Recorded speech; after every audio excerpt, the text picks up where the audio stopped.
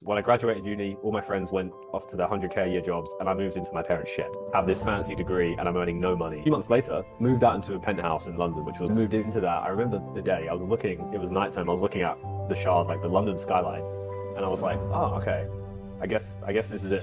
I felt nothing. The 50K a month literally didn't do anything for my actual happiness. A call with Jared, and I was like, how did you guys scout it 300K a month? And he was like, How's it going, Ibrahim? what's up? Good man, how are you? Yeah, decent, decent. Whereabouts are you? Is it still Bali? Yes, in Bali for the next month or so. Sorry, I'm a few minutes late. I was just doing a coaching call for a different community and I had to log in as the host. So I had to do the whole log Yeah, out, log in thing on Zoom. How you guys doing? yeah, decent. I think not too many people are here just because I think it's quite early and most of the people are UK and America. And it's a Monday, so maybe some of them have jobs. But yeah, I think we've got mainly Australians in here and I think Australia, maybe New Zealand. But yeah, I'm sure it'll be impactful nonetheless. I don't know if you, yeah, want to do a quick intro or I can intro you. And we can just get started if you want. Yeah, for sure. I mean, actually, smaller group can actually work better because we can just go deeper on a few topics. So I'm cool for that. Yeah, quick thing about me. So I've been in the agency space for like 8 years. Basically, I was at university on track to go and do a finance job, doing economics for 5 years. Got to the point where I needed to start applying for jobs, saw everyone getting rejected, and thought, okay, maybe I should try something else. That was when I came across Ty Lopez, and rest was kind of history from there. Start the agency, been doing like 50K a month with it in the real estate niche. Um, Coach kind of a bunch of other people to do the same up to like 70, 80K a month. Um, and now, yeah, essentially just living the life that you probably wanted for getting into this agency space, right? The whole freedom thing. Currently living in Bali, and just here today, happy to share anything you guys have questions on. Open book. So yeah, feel free to shoot whatever you got. Yeah, that's awesome. I was actually in the same position, obviously not 8 years ago because I'm only like 20, but yeah, like 2 years ago it was I honestly think it's easier to just to start an online business rather than get like a good job because so many people apply, it's crazy. But yeah, I don't know if you guys just want to start. I do have questions in case some people are lacking for it because yeah, I got a few of community members who aren't able to make it today to give me some questions. I'll just start with one. So I think you started in real estate, if I'm correct, and a guy called Edward in the community wanted to know what makes a good offer. I'm quite big on like inimitability, so hard to replicate. But obviously you've been in real estate, so you obviously know it better than anyone else probably. So yeah, I don't know if you just want to share what you think in this current day in the market would make a good offer, whether it's like personal branding for real estate, whether it's ads. Yeah, you can just maybe take it away. Yeah, it's a really good question. It depends where you are on your journey, Mm. quite honestly, because if you're just starting out, you wouldn't be able to build your own software like we have, for example, or have certain like it's just you're not going to be able to do that, right? So with the offer, I think it just comes down to looking at where can you find a gap in the market. So, but I'm also a fan of just looking at what actually works. So we would get I think we were like the biggest in the UK for our niche, and I'd get so many guys just flat out exactly copy or try to copy what we were doing, right? Nature of the game. But they would never get the same results you would get. And the reason why is because, you know, we're already running that offer successfully. So it's obviously not going to work if you just try and do the exact same thing. So in terms of offer, my approach is look at what people who are doing who are already successful at it and just make your own little tweak. So for example, with us, right, it's lead gen, it's AI, there's some software in there, there's some coaching. So it's kind of like a whole host of different things that are going into there. And we just sort of tweaked it over time. Started with ads, then, 4 years ago discovered Go High Level, started doing that, and then discovered the next thing and the next thing. So I think you just build at it over time. And just make it as you get better and as your client results get better. One thing I will say is like it's not always the best offer that Mm. necessarily wins. Like you don't have to have the craziest offer or guarantee in order to get the best results. Like we definitely never had the best offer in our niche, but we always did well. And a lot of it just comes down to how you position it. Yeah. You know, if you're running ads, how your ads look or how your outreach looks, just being a little bit creative, just having a little bit of a twist where you can just be better in one field than everyone else. And that will get you to, 10, 20, 30K a month easy. Yeah, 100%. That's exactly what I was going to say. I was going to say it probably was your position in the market that allowed you to scale, not so having the best offer, because there's people like, many artists have like just died without being able to sell their artwork, and they could be like the best in the world at it. So I think you just getting yourself out there is probably more important, especially if you're starting, because in my opinion, the only way you can actually get like really good at product is by asking your clients and just getting feedback, as well as just doing it like empirically through just running the ads and doing the lead gen for clients. So yeah, initially it's just about client acquisition probably, but yeah, that's actually really insightful. Which kind of leads me on to one more question. Then I'll get Luca to just ask his one. But in terms of positioning in the market, I remember seeing an ad of yours. I think you were in a pool and you were targeting real estate. I don't know why it popped up because I'm not a realtor or anyone, but I saw that. So I don't know if you just want to explain what you think. And now obviously it depends on people's budget, how much experience they have, because I personally wouldn't recommend beginners just running ads for themselves, because I think you can have to spend maybe a few thousand to find a winning one, but that's just my opinion. I don't know what you think the best way to get clients is for beginners. It's a bit of a loaded question because there's so many like yeah, there's not much context, but I don't know. Maybe you could answer it. I'll do my best. Can everyone just type like their niche and just where they're at in their agency right now as well, just here to give me some context because that'll help me to give you guys better feedback. So yeah, so here's the thing with the ads, right? Or you can when I talk about ads, you can extrapolate this into if you're doing emails, DMs, whatever it is, right? I had a call with a guy recently called Jared Curry. I don't know if you know who that is. He ran his buddy of mine, Matt Shields, runs Estate AI. He or ran. You probably know who that is. And I had a 2 hour call with Jared, and I was like, "How did you guys scale to 300K a month?" And he was like, actually, he said similar to what I just said. He was like, "It wasn't that we had the best offer because there were tons of other companies running much better offers." He was like, "It was our creative." I looked at his creatives and there was like ones of him getting out of a coffin, for example, being like, the real estate market's dead. And just like this crazy stuff, right? And so I realized with us, that was basically the our one USP factor where, it'd be like, yeah, me jumping out of a pool, like the one you said, or there was one we did with like laser beams coming out of my eyes. And just this thing, right? But that was because that's what I'm actually good at. Like I like enjoy that process. I'm having fun. Like I'm basically like laughing through it. You can tell I'm not being serious, right? So for me, it was like finding that one thing that I was good at that other people found it hard to replicate because it's hard to do that exact same thing, right? If you're someone else.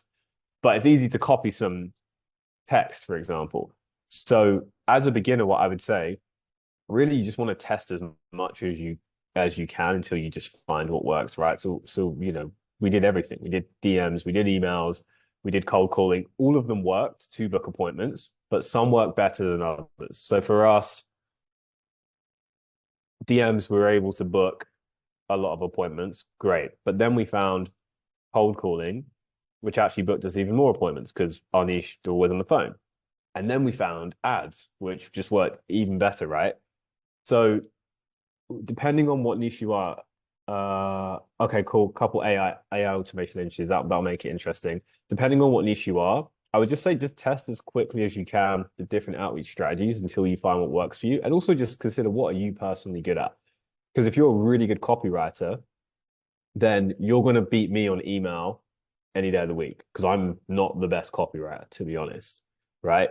Um, if you're really good on camera, then making content might be really good for you. I actually do suggest, like my mentees who I work with, even when they're beginners, I actually do suggest they start creating content. And it's actually what I did from the beginning as well. Just because like you just give yourself an unfair advantage by creating more trust at scale. And again, just doing what others aren't willing to do. So very early on, like I had a niche personal brand in my space, which is also something you can do, which then affects all of your outreach, right? Because let's say you're DMing 100 people a day. If you have really good personal branded content to back that up, then it's just going to increase the effectiveness of the outreach you're doing. Or if you're running ads, again, when they click on your profile, they're going to see the content's going to increase the effectiveness of that, right? So no matter what you're doing, content is probably the one thing I would suggest everyone does. I hope that helps. I'm just going to quickly read a couple of these comments. Automation agency, fitness coaches. Okay, cool. And growth operator, not an agency, business coach. Okay, cool. I work with some coaches as well. We can talk about that. Work with people who want to leave corporate, start their own business. Okay, we can talk about that. I actually have a mentee who has a coach who we scaled up, who does what you do. So that's, I wonder if you're the same person. No, you're not the same person. That'd be funny if you were. And life insurance. Cool. We also do have some agency clients. You have to excuse my ignorance here, but I actually don't fully understand what an AI automation agency even is. So I kind of do, but could you just give me like the 30-second elevator on it just to make sure I'm saying the right things when I'm answering these questions? Yeah, of course. It's basically just providing AI solutions to business owners. So for example, it could be ManyChat automations for coaches. And then you can link like VoiceFlow with ManyChat. And then imagine just having that in your DMs. So you obviously know like the comment of the words like grow or scale, and it sends them a DM. You can make it way more complex than that. So it will carry out the conversation with AI and automation. Another example could be just providing AI callers to real estate. So it's just basically, yeah, obviously every niche has a different problem, I guess, in the market. So it's mainly just, someone said it's my pyramid scheme. It's Liam Otley's pyramid scheme. He's the probably inventor of it. He's got like, yeah, 100K subscribers. But yeah, just providing AI solutions to business owners, basically. That's as simple as I can put it. But yeah, obviously you can get way more complex with it. Like some people code their own like AI calling to actually like match the tonality and the voice of like me, for example, and it could, I don't know, send calls to the leads who opt in my CRM. So there's so many different ways you can use AI. I know some people that set it up on the back end of like school communities. So when people cancel, it puts them automatically onto like an automated SMS drip campaign with like AI. So yeah, you can get really creative with it. But yeah, that's basically it. I mean, it's kind of a trend as well. So I'm telling people to leverage trends with content and things like that, and then also have like nurturing content as well. But yeah, I think that's a good point you made earlier about low attachment, because when I started, I went a few months without being able to sign clients, and I started getting like more needy. And then it's just like a negative feedback loop, because you go like, you know, now if I go like a week without signing a client, I'm starting to get a bit like panicky, like a new one, which is just like not the right thing to do, and just knowing that everything will come back to normal. So yeah, that's a good point. And just having fun. I think the more fun I've had, the more money I've made, which is interesting. But yeah, Luca, I don't know if you want to go for it in terms of your question. You've been waiting a while. Oh, you're just on mute, buddy. Yeah. But my question sort of links to what Charlie said before with the like having fun and stuff. I have a problem with like being, obviously when you're at the start, I'm a bit like too attached to it. And like if I'm not, I set very high expectations and stuff. And that leads to like all-nighters and stuff like that. And then having school on the side too. And then like I get too attached to it, and then it's like a lot of stress and everything. And then at the point, like at YouTube and everything, no one tells you, like, if you have stress, whatever, you don't care enough, or if you can't deal with stress, you can't care enough. So like, what's your way of balancing having high expectations and like still having that internal peace, so like you can actually like have fun while doing it? Because I don't think for you, like you and Charlie, I don't think you guys hated your work, and then when you became rich, you started liking it. I think you liked it from the start. But that, I love what I do, but it's like, it's very stressful, like very, very stressful. What part gives you stress? It's more so like expectations, and like I'll set I'll have a checklist and it'll be like, I call it like deep work tasks and light work tasks. And then some days I might not finish it and like I'm working, but I'm not working well enough. And then I fail to do it. And I'm just like super self-destructive at that point. And I'm like, what's wrong with you? Like, do you not want to succeed? Whatever, whatever. And like, it breaks me down. Like, it's pushed me to work harder than others, but it's also like, I don't think it's too good for me, like personally. So here's the thing. When you value success more than happiness, you'll only be happy when you're successful. Mm, yeah. And successful is just whatever you decide to define it as. Successful to, and have you defined what success actually is? Because what a lot of people do, and this was all this stuff I'm saying used to be me, by the way. So I'm talking to you from me going through it. What a lot of people do is you see other people online making a certain amount of money with a certain type of lifestyle, and you unconsciously aim at that and attach your sense of success and self-worth to that. And so if you are not at that level, then you don't feel that internal peace like you talked about, or that happiness, right? So first of all, take a step back. What is success to you? Because success to you might be something completely different to your benchmark of success to somebody else. So let's start there, man. Like, what does success mean to you? Yeah. I have it at a point of, and I see where you're going with that. It's unfortunately it's a half. One part of it is on like a spiritual level to like be because I'm Christian, so it's like be a good person, whatever, follow God. And then the other side of success is like, well, you'd have to earn a lot of money, you'd have to have financial freedom, you'd have to do it at a young age so you can enjoy more. And then that's kind of the way of success. And it's like if I'm not there, if I'm not working that hard, it's like you're not really that successful. And like I see the effect of it. You're so right, because today I've had a very good day. Like I've worked very hard, got the wins, and then I'm super happy, like very, very happy. But then the last 2 days I wasn't working that hard, and it was like it really got me down. Like I was feeling pretty bad. Do you know what God refers to as or what they refer to as money in the Bible? What they call it? Good of all evil. They refer to it as they well, no, not as, yeah, in some ways, but they also refer to it as little. They refer to money as little. And what it means is like, sure, like you can focus on money, you can create money, you can have money, but you're a religious guy. I'm also Christian. God's saying like, sure, you can have all the money you want, but is that really it? Like you can have so much more than just money. Like Yeah. all of the joy, that peace that you seek out, like that entire life that you could want is there for you. But when you just fixate on the material success, you're just cutting yourself so short and depriving yourself from having that peace and that fulfillment on the way there. And you can absolutely have both. But the reason why you're struggling right now with it is because there's an internal belief that's telling you that unless you meet this self-defined measure of success, aka these wins that you've just had and you're feeling good, then you won't feel that peace or you won't feel that happiness, right?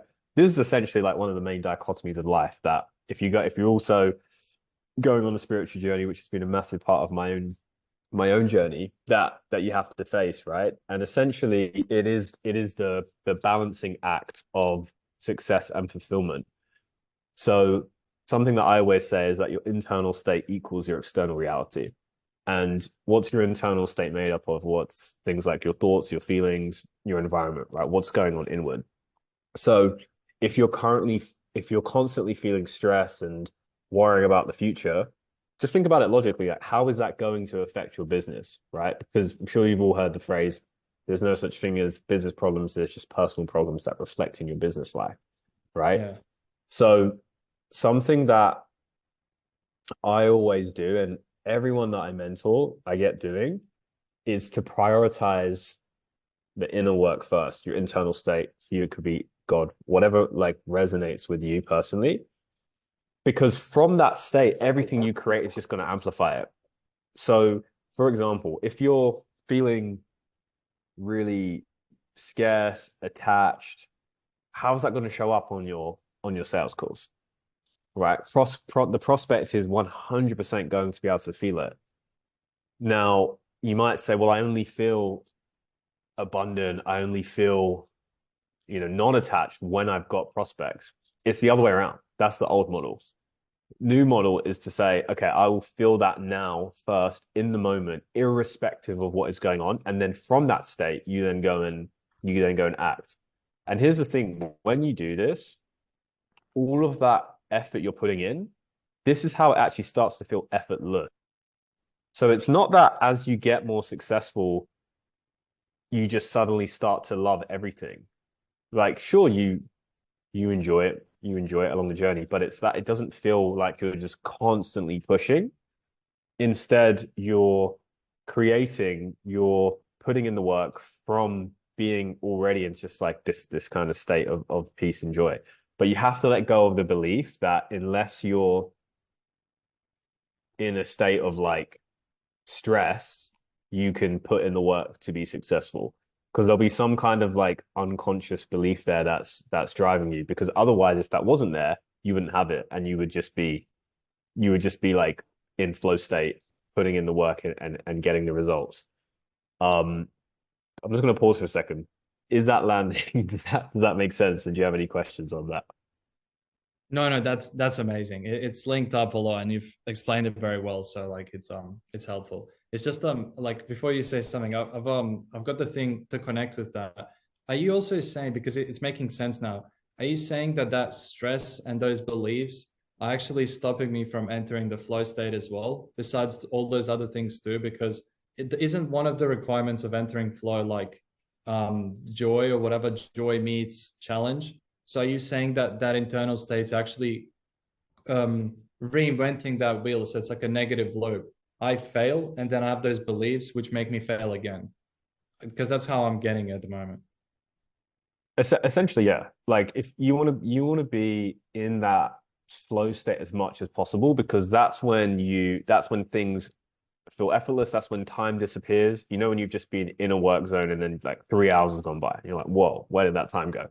That's a really good sign you're in the flow state, because you're also challenged, right, in that state. So you need to be doing things that are challenging and are pushing you, but that you're also getting some kind of joy from.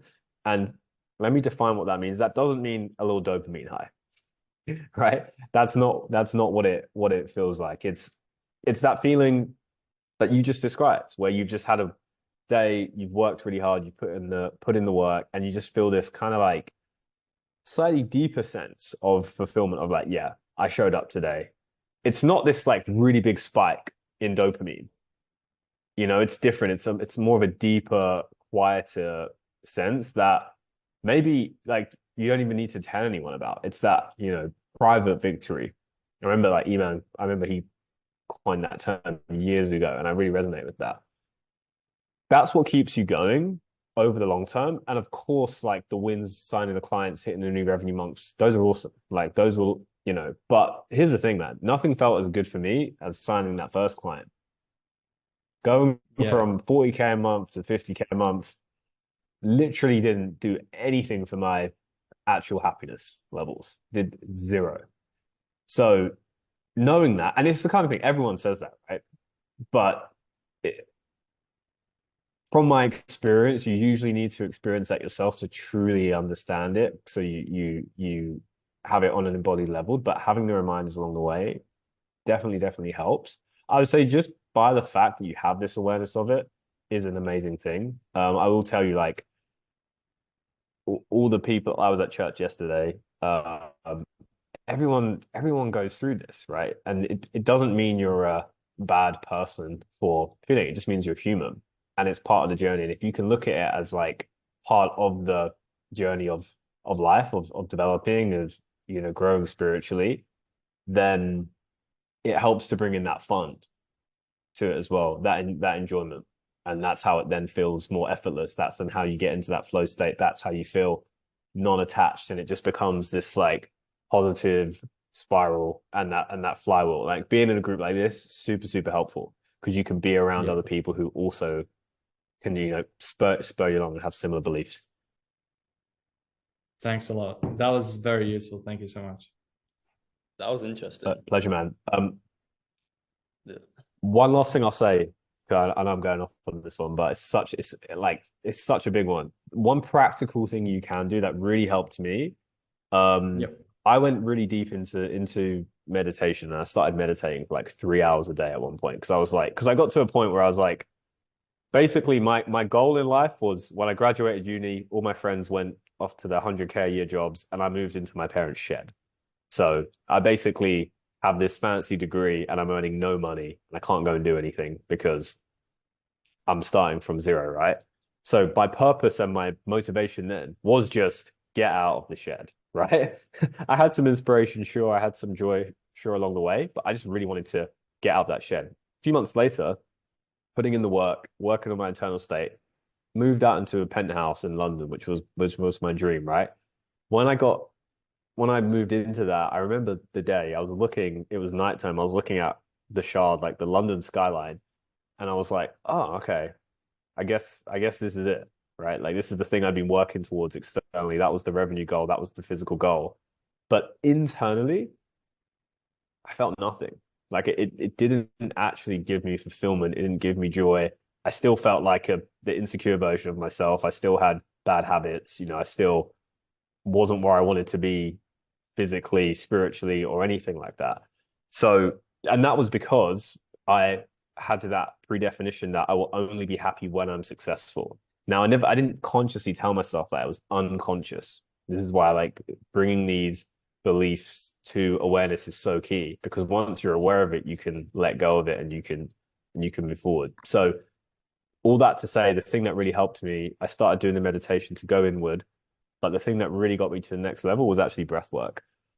And the reason why I'd recommend anyone breath work, particularly if you're an entrepreneur and you're an ambitious guy and you're just a go-getter and you have really big goals, is because it can be really hard to just sit and meditate in the morning when you've got all these things you want to get to. You can force yourself to do it. I did it, but a much easier way is breath work because it instantly gets you into a kind of like centered state. It gets you out of the mind and into the body, and you can do it in 10 minutes. Love that. Love that L or Ellie. You have to tell me how your name's pronounced after that. So I can give you guys the breath work I give to my guys just in a Google Drive link if you guys want to try it. It's much more it's very practical, helps you to sort of visualize your goals as well. And that's just something you can just do practically from today that will help actually get you a step forward and ground a lot of this stuff we're talking about. Yeah. Thank you so much. Crazy value. Thank you so much. I'll shut up now. Charlie, how you doing, bro? Yeah, Take me off into any tangent. No, that was really interesting. What I found interesting about you, Luca, is you referred to when you don't have a good day as stressful, but I can't relate to that because usually for me, stress is in the future. But how I counteract that is if I'm stressed about something in the future, then like it tells me everything's fine today because back, like imagine like 1,000 years ago, if you were like trying to get attacked by a tiger today, you would not be thinking about the future. So the fact that you are kind of thinking about the future and overthinking shows that everything is perfectly fine today, in my opinion. I don't know if you know who Mo is, but he was like the chief operator at Google, but he's done a really good podcast or two, I think, with Chris Williamson. But he talks a lot about stress and just like anxiety and stuff and how to just overcome it and be optimal for business. But yeah, hopefully that helps about like if you are overthinking, it shows that everything's fine today. If anything, you probably have too much time to think, if you know what I mean, maybe. I don't know. That's I don't know. But I don't know what like question. End of day thing. Yeah. Yeah, go for it.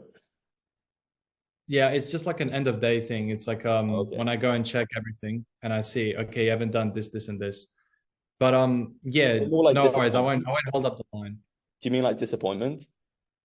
Yeah, like Yeah. Okay. Yeah. disappointment. And like, people will tell me they look at it from the side and they're like, that's not even that big of a disappointing day. But then like I know I can do better. So it's Yeah. like It might not be, but I want to push myself because I know that if I push myself, I'll be better. So it's Yeah, like that disappointed feeling. 100%. Yeah, I won't hold I up. don't know yeah, I don't know what topic we should go on to now. I don't know if anyone's put any questions.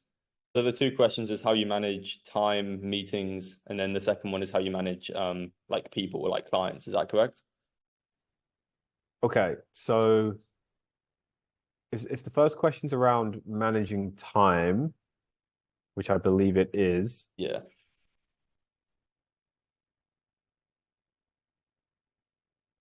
I mean, I'll talk about it from like a really simple perspective first, and then we can maybe go deeper on it if it doesn't answer the question. So I also want to make it applicable for everyone. I think the way I actually have started to do it over time is to manage my time based on my energy. So, for example, like there's different times in the day where your energy will be different. Particularly if you're a man. Sorry, Al, we can get to you as as well, based on your actual like hormones, circadian rhythm, all this kind of stuff, right? So, for example, like in the morning, usually a time, really good time when your testosterone is high to go and do deep work, right? So like the really important things that are going to move your business forward. So for example, for you, Mondi, one of those things might be putting a system in place to facilitate some of those changes that you're looking to make. Charlie will probably be much better at going into the details of that than me, from a technical perspective, right? Then later on in the day usually is a time when people are like more social. So like having calls batched at that time of the day. And then maybe like late like towards the end of the day, as you this is how I'm just telling you how I do it. As my energy goes lower, I'll then do like admin types of tasks like replying to messages, emails, you know, doing some team meetings then that are just like easier to kind of manage. That's how I manage my time personally from a day-to-day basis. And then what I'll do is essentially just make sure I'm staying focused on what are like the key results that I'm looking to achieve. So having that from like a month or a quarterly perspective, like what is that key result? What are the main actions that are going to get me there? And then just continually making sure every single day I'm checking off things that are getting me towards those big goals and actually staying on track, and so that there's a connection between the day to day and the big result. Um, if that didn't answer your question, we can give me some more clarity on it, but that's how I basically manage time. Does that make sense? And feel free to follow up, Mondi, at all. Oh, you're just on mute. You've got to take yourself off mute.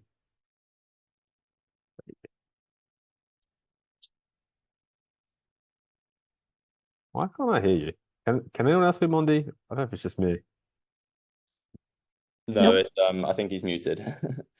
I was gonna say though that like I don't really take calls in the morning just because that's when I have the most energy, and I think I'm able to get way higher leverage tasks done in like the morning. I know I think Steve Jobs does that. I mean, did do that. I mean, a lot of people do that in my opinion. Who just, yeah, because like if you're for me meetings, I don't know how. I mean, it depends how extroverted you are, but I'm not that extroverted. I'm quite introverted, which is interesting because I do create content and stuff, but I'm mainly introverted around people like in person. That just drains me. Not it's not that I don't have the confidence, but nonetheless, like, I just don't take meetings in the morning. That allows me to do higher leverage tasks, and then in the mini afternoon, I kind of do that. I don't know about you, Abraham, but Yeah, so it's essentially the same for me as well. I think it's really important to have time blocked out every yeah, single day to hit those most important things that you need to get done.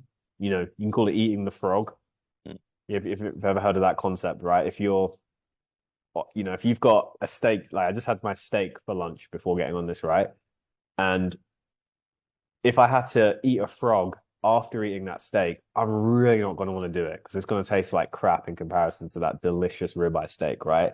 So if I eat the frog before the steak, I can get it out of the way, get it done. It's going to be painful, but then I can enjoy that steak after, right?